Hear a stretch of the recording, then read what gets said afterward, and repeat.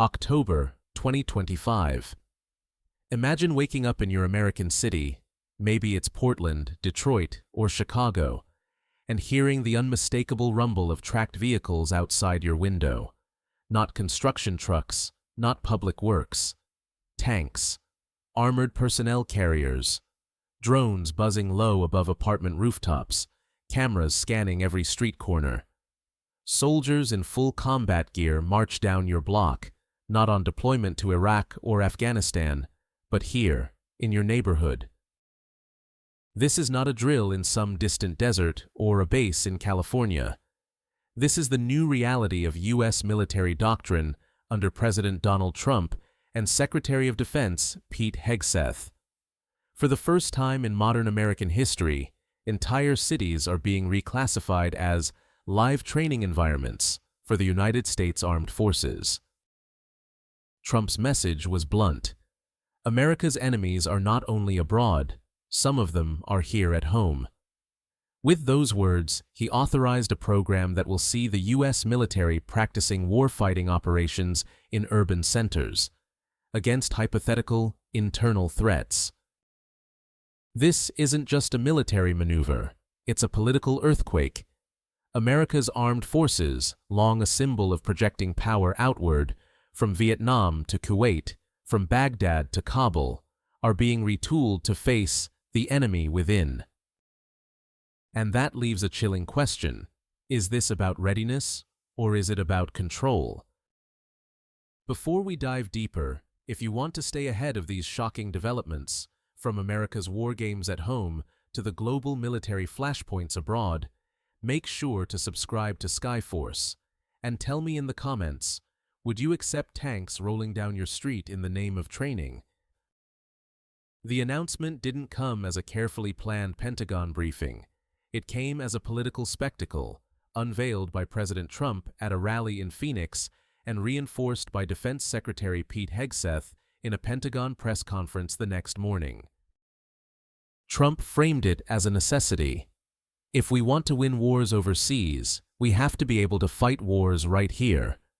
The streets of Portland, the blocks of Chicago, the neighborhoods of Detroit, these are the perfect training grounds.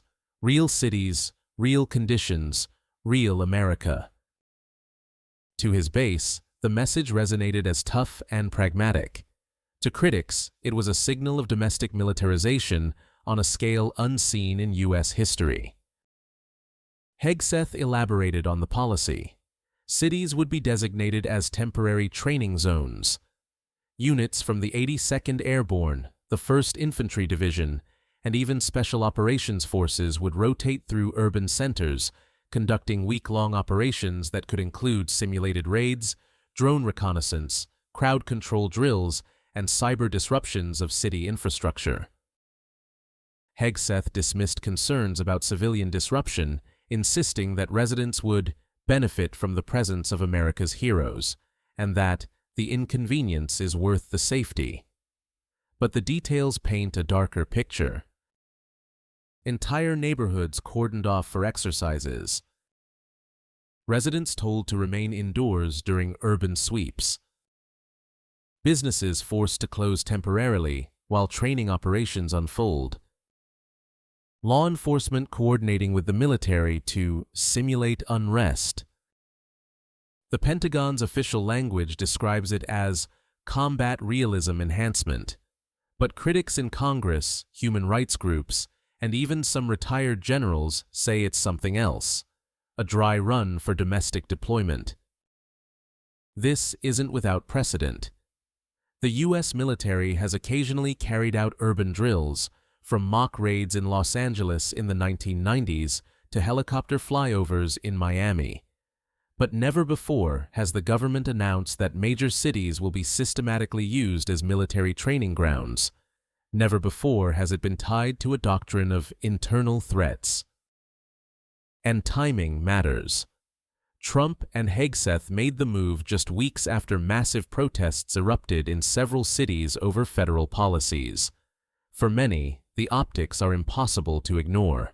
The U.S. military is being positioned not just against foreign adversaries, but potentially against its own population. Opponents argue this risks violating the Posse Comitatus Act of 1878, which restricts the use of the U.S. Army on domestic soil. The administration counters that the act does not apply to training and that no actual policing or arrests will take place during exercises. But critics warn the line is dangerously thin. Training could easily become operations. The symbolism of troops drilling on American streets is already sending a shockwave. Imagine seeing camouflage Humvees parked outside your grocery store, or soldiers simulating house-to-house searches on your block. Even if they're not targeting you, the psychological effect is unmistakable. The military is no longer just overseas, it's here. And that raises the central tension of this story. Is this about preparing America's forces for 21st century conflict, or is it about conditioning the population to accept a permanent military presence in civilian life? This is where the narrative deepens. Urban warfare has become the dominant mode of conflict worldwide, from Mosul to Mariupol. Pentagon strategists argue that if U.S. soldiers are going to fight in megacities abroad, training in real urban environments is essential. But applying that logic at home is unprecedented. Civil liberties advocates are alarmed. They see echoes of Cold War authoritarianism when regimes blurred the line between external defense and internal suppression. For them, this isn't just training, it's a dangerous normalization of the military in everyday life. And yet, some ordinary Americans, weary of crime, protests, and instability, quietly welcome it. For them, the sight of soldiers patrolling streets feels like security, not suppression. This divide in perception is exactly what makes the story explosive. America is not only testing its military, it is testing its democracy. So I'll ask you again, if the Pentagon announced your city would be a training zone, would you resist it? Or would you welcome the troops? Leave your thoughts in the comments. I'm reading everyone. And don't forget to subscribe to Skyforce, because this is just the beginning. In the next chapter, we'll explore how this shift reflects a fundamental pivot in U.S. military doctrine, moving from external wars to internal control. For decades, the identity of the U.S. military has been shaped by its enemies abroad.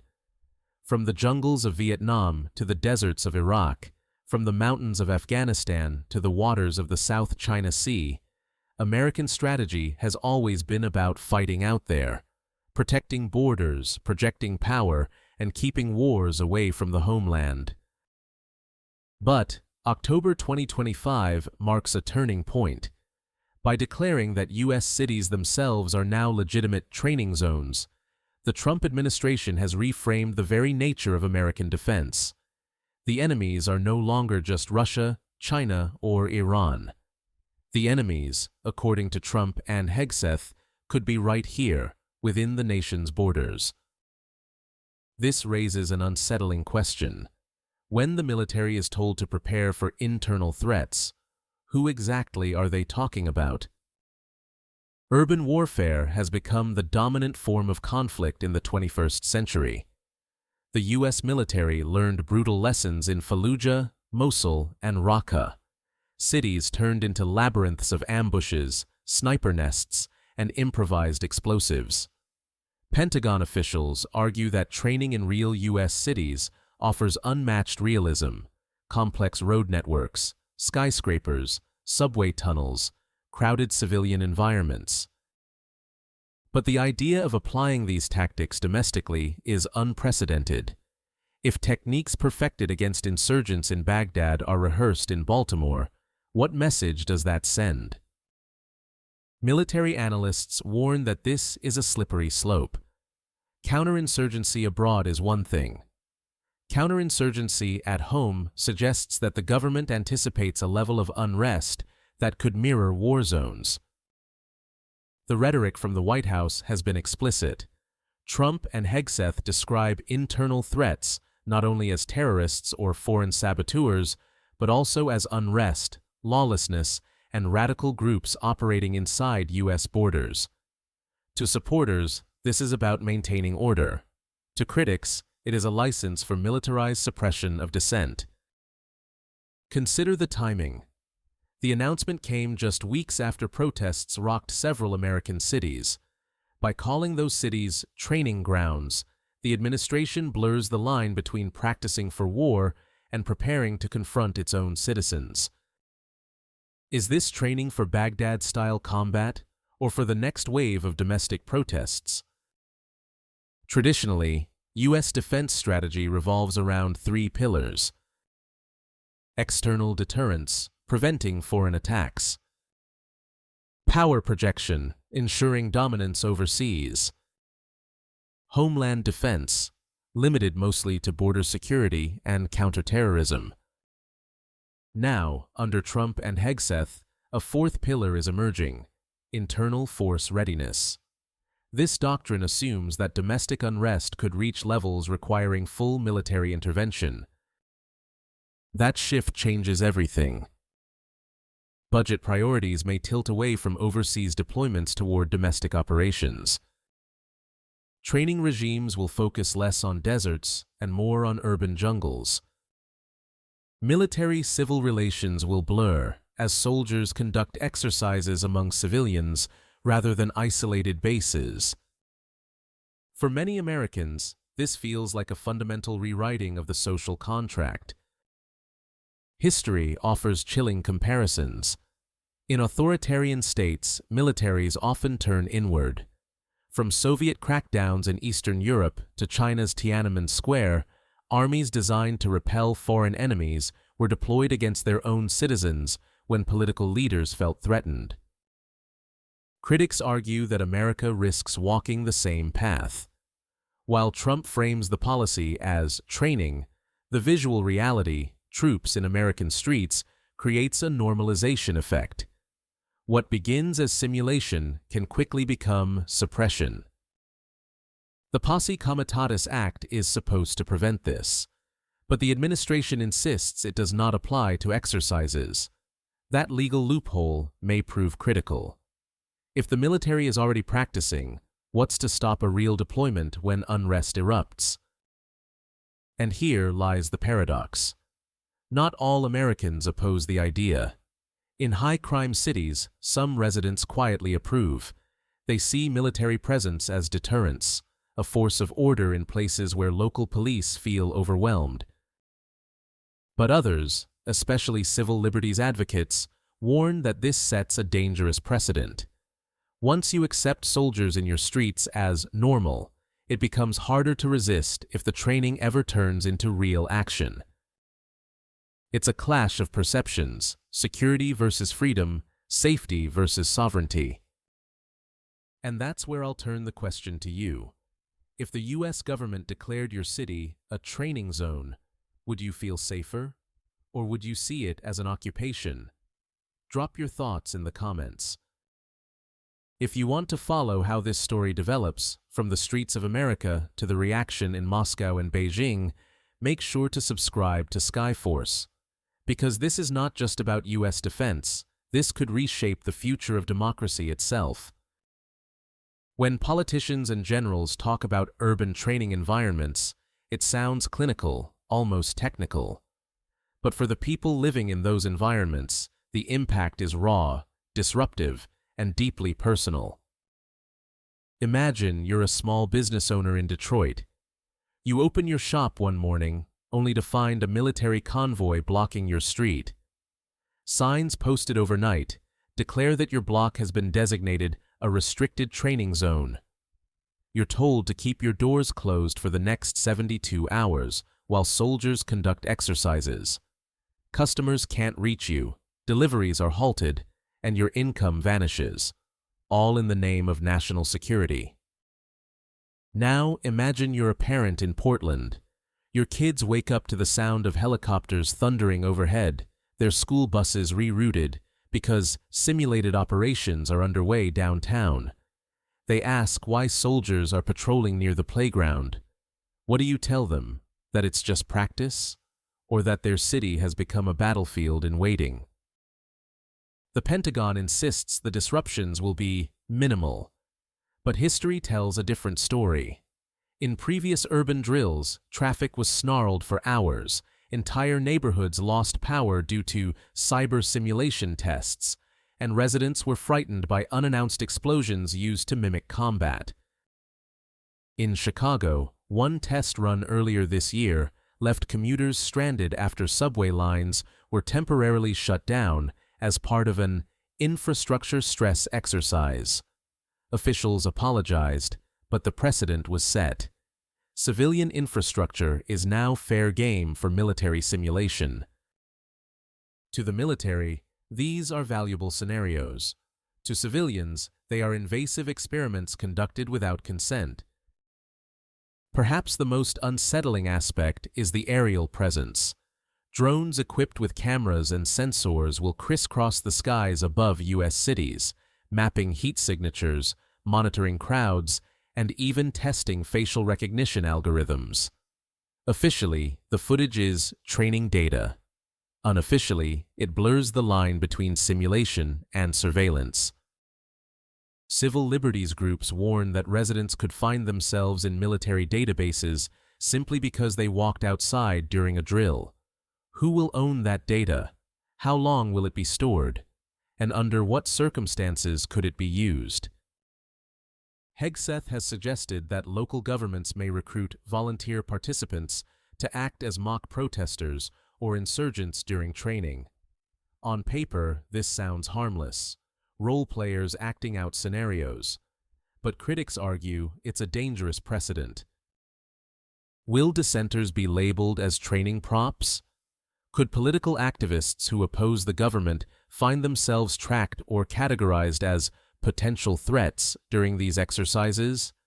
The optics are chilling. Protest itself becomes a war game. The most profound impact, however, may not be logistical or technological. It may be psychological. In every city chosen as a training ground, there will be two camps, those who welcome the troops and those who fear them.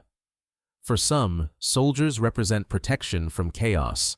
For others, they symbolize repression. The presence of the military doesn't just transform streets, it fractures communities. Neighbors who once debated politics in coffee shops will now debate whether the soldiers marching past their homes are heroes or occupiers. Families will argue whether this makes them feel safe or whether it makes them feel under siege. And once that divide takes root, it doesn't go away. Critics warn that the longer the military trains inside cities, the more normal it will feel. A drill today could become a deployment tomorrow. The presence of armored vehicles on Main Street might be explained as a training exercise now. But if unrest erupts, will anyone know the difference? That ambiguity is dangerous, because in the eyes of the people living through it, training is indistinguishable from occupation. So here's the question for you. If your neighborhood became part of a military exercise, how would you react? Would you welcome the soldiers as a stabilizing force, or lock your doors and wonder if you're living in a democracy or a military state? Tell us in the comments. And don't forget to subscribe to Skyforce, because in the next chapter, we'll explore the global reaction. How are Moscow, Beijing, and Brussels interpreting America's decision to turn its own cities into battlefields? And what does it mean for U.S. credibility abroad? When the United States military shifts doctrine, the world pays attention. For decades, Washington has been the global symbol of outward power. Bases on every continent, fleets patrolling every ocean, bombers circling skies far from American soil. But the announcement that U.S. cities would become training grounds for military operations sent a different kind of message. America is turning inward. And rivals and allies alike are asking, why? In Moscow, state media wasted no time framing the story as proof of American decline. Russian commentators on RT and state television declared, "The empire is collapsing inward. They no longer prepare for wars abroad, but for uprisings at home. Kremlin strategists see propaganda gold. For years, Russian officials have accused the US of hypocrisy, lecturing others on democracy while deploying troops against its own citizens during moments of unrest. Now, with entire cities rebranded as training zones, Moscow can paint the picture of an America losing its grip. Some analysts even suggest Russia could use this as justification for its own crackdowns, pointing to Washington's example. If the Americans can militarize their cities, why can't we? In Beijing, the reaction is more measured, but perhaps more dangerous. Chinese officials interpret the policy shift as a distraction. If the US military is preoccupied with internal threats, it means fewer resources, less focus, and less readiness in the Indo-Pacific. State newspapers like the Global Times argue that Washington is too divided, too consumed with domestic chaos to project credible power in Asia. This narrative strengthens Beijing's hand in the South China Sea, Taiwan Strait, and beyond. At the same time, Chinese strategists quietly study the American model. Using the military for urban training mirrors Beijing's own approach in Hong Kong and Xinjiang, where exercises, drills, and deployments often double as shows of force against civilians. In a strange twist, America now looks more like the authoritarian regimes it once condemned. In Europe, the reaction is one of disbelief and unease. NATO allies depend on US leadership as a stabilizing force against Russia. But the image of American tanks rolling through Chicago doesn't project stability. It projects volatility. European leaders worry about credibility. How can Washington lecture allies on democratic values while normalizing military presence in its own streets? Will America still commit resources to NATO if its forces are increasingly tied down at home? Privately, some European defense ministers fear that the US pivot inward could leave a dangerous vacuum in global security, one that Russia and China would be eager to fill. The symbolism is hard to miss. In authoritarian states, military parades through capital cities are common, not just as displays of power to foreign adversaries, but as warnings to their own populations. Now, with soldiers drilling in Portland and Detroit, America risks creating the same optics. Global human rights organizations are already raising alarms. Amnesty International described the move as a disturbing step toward normalizing domestic militarization. Human Rights Watch warned that blurred lines between training and suppression could erode civil liberties at record speed. The perception alone is damaging. America's moral authority, already strained by years of foreign interventions, takes another hit when images circulate of US troops practicing house-to-house raids in American suburbs. The larger danger lies in how adversaries might exploit the shift. If US focus turns inward, foreign actors gain more room to maneuver abroad. Russian naval patrols in the Arctic, Chinese maneuvers near Taiwan, Iranian proxy strikes in the Middle East, all could escalate under the assumption that Washington is too distracted by its own cities to respond decisively. Even allies may start recalibrating. Japan, South Korea, and European nations could accelerate their own military buildups, assuming that US commitment is no longer guaranteed. A more militarized, fragmented world order may be the unintended consequence of America's domestic pivot. And so the question becomes, is this strategy protecting America or weakening it? By turning its might inward, the US may gain training realism, but at the cost of global credibility. What do you think? Does militarizing American streets make the nation stronger, or does it signal to the world that the US has lost confidence in itself? Let me know in the comments. And don't forget to subscribe to Skyforce, because this story is far from over. In the conclusion, we'll return to the central question. When the line between training and reality disappears, is America defending itself or occupying itself? Picture it again. An ordinary American morning. Sunlight on skyscrapers, traffic buzzing, kids waiting for school buses. And then, the low growl of engines, soldiers marching in formation, Humvees stationed at intersections, drones circling overhead. Not in Kabul, not in Baghdad, but in Chicago, in Detroit, in Portland. This is the new image of American power, not only projected abroad, but rehearsed at home. The line between foreign war zone and domestic cityscape is fading, and with it, the line between training and reality. To the administration, this is common sense. Soldiers must train in real urban environments if they are to fight in future megacity conflicts. To critics, it is something far darker. The quiet normalization of military presence in civilian life, the conditioning of a population to accept tanks on Main Street as just another drill. History warns us how quickly drills become deployments. When armies turn inward, democracies grow brittle. The U.S. military was designed to defend the nation, not to occupy it.